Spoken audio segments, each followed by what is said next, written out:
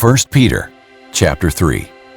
In the same way, wives, submit yourselves to your own husbands, so that even if some disobey the word, they may be won over without a word by the way their wives live, when they observe your pure, reverent lives. Don't let your beauty consist of outward things like elaborate hairstyles and wearing gold jewelry or fine clothes, but rather what is inside the heart, the imperishable quality of a gentle and quiet spirit, which is of great worth in God's sight. For in the past, the holy women who put their hope in God also adorned themselves in this way, submitting to their own husbands, just as Sarah obeyed Abraham, calling him Lord. You have become her children when you do what is good and do not fear any intimidation. Husbands, in the same way, live with your wives in an understanding way, as with a weaker partner, showing them honor as co-heirs of the grace of life, so that your prayers will not be hindered. Finally, all of you, be like-minded and sympathetic. Love one another and be compassionate and humble, not paying back evil for evil or insult for insult, but on the contrary, giving a blessing, since you were called for this, so that you may inherit a blessing. For the one who wants to love life and to see good days, let him keep his tongue from evil and his lips from speaking deceit. And let him turn away from evil and do what is good.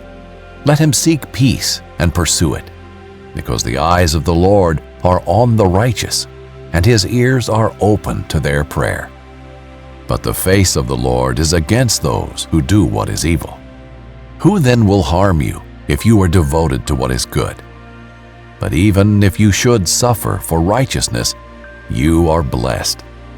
Do not fear them or be intimidated, but in your hearts regard Christ the Lord as holy, ready at any time to give a defense to anyone who asks you for a reason for the hope that is in you.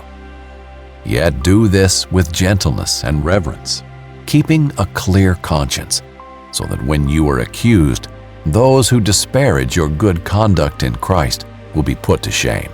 For it is better to suffer for doing good, if that should be God's will, than for doing evil. For Christ also suffered for sins, once for all, the righteous for the unrighteous, that he might bring you to God.